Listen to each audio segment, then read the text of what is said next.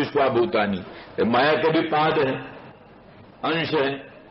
तो एक अंश को ही, माया के कण को भी छू लो, माया के अंश को छू लो।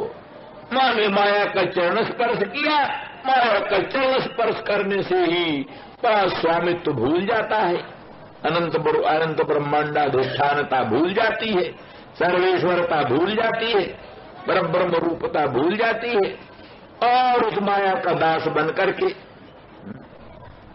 अनेकानर्थ परितोद्भवाटवी में भटकने लगा है। तो इसलिए इसी बात को श्रुतियां कहती हैं। कौन श्रुतियां कहती हैं? द्वा सुपर्णा सजुजा सखाया समानम वृक्षम परिशस्व जाते तयोरेक पिप्पलं स्वाद्वत्य नश्नन्यो अभिचाकशीति।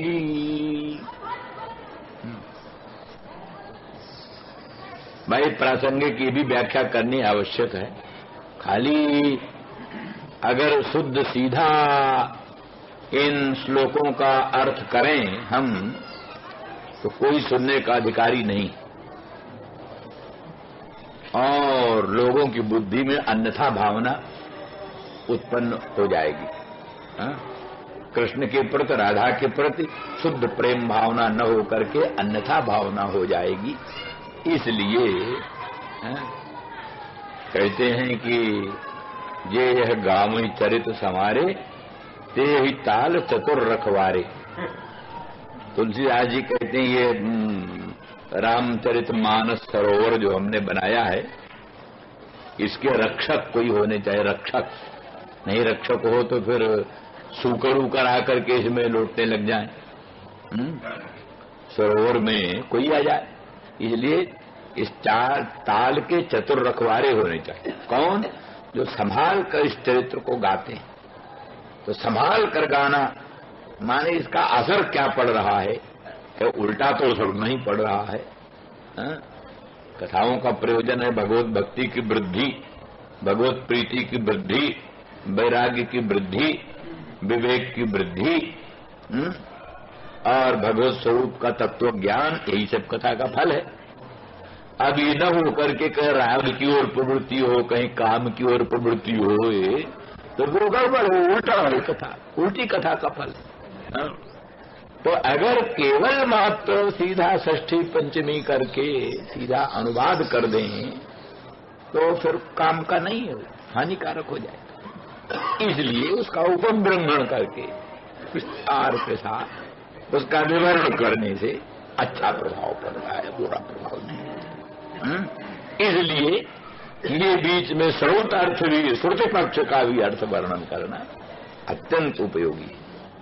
हाँ, तो इस प्रकार से श्रुति कहती है कि वो जो सपत्नी माया है, तो क्या द्वा सुपर्णा से उजा सिखाया, इसका मतलब ये हुआ कि जीवात्मा परमात्मा दोनों एक संसार रूपी वृक्ष की देह रूपी टहनी पर बैठे हुए पक्षी। ये संसार सारा वृक्ष, क्योंकि वृक्षनाथ वृक्ष जो हर समय कटता रहता है, छिन्न भिन्न होता रहता है, उसी का नाम वृक्ष। संसार क्षणभंगुर है, हर समय पिछला संसार खत्म होता चलता है, नया संसार आता रहता है। जैसे गंगा का पानी जो सवेरे था वो पटना पहुंच गया, अब जो आया काशी में तो दूसरा है, एक पानी नहीं है। गंगा में जिस पानी को देखते हो वो एक पानी नहीं है। प्रातःकाल वाली पानी दूसरा, इस समय का पानी, अरे क्षण क्षण का पानी दूसरा। गंगा जल में, गंगा के प्रवाह में क्षण क्षण का पानी दूसरा। पहला पानी आगे चला, पिछला पानी आगे आया, इस तरह से क्षण क्षण में दूसरा पानी। दीप की शिखा क्षण क्षण में दूसरी। तो तुम एक एक क्षण में पुरानी नष्ट होती रहती, नई नई पैदा होती रहती।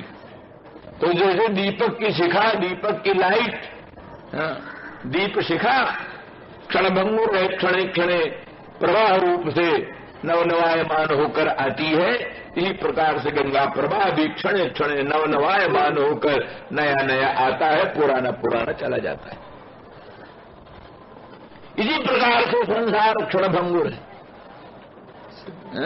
मान सरिताओं के प्रवाह की तरह, दीपक की शिखा की तरह संसार भी एक नहीं है। एक क्षण में जो था वो दूसरे क्षण में नहीं, नया नया संसार नया।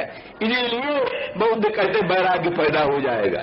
एक ही वस्तु हो तो उसे आनंद मिला, याद आएगा भाई इससे आनंद मिला, इसको फिर पकड़ो, इससे आनंद मिला इसका फिर अनुसरण करो। बौद्ध कहता है जिससे आनंद मिला वो तो कहां से कहां खत्म हो गया, नष्ट हो गया, ये दूसरी चीज है।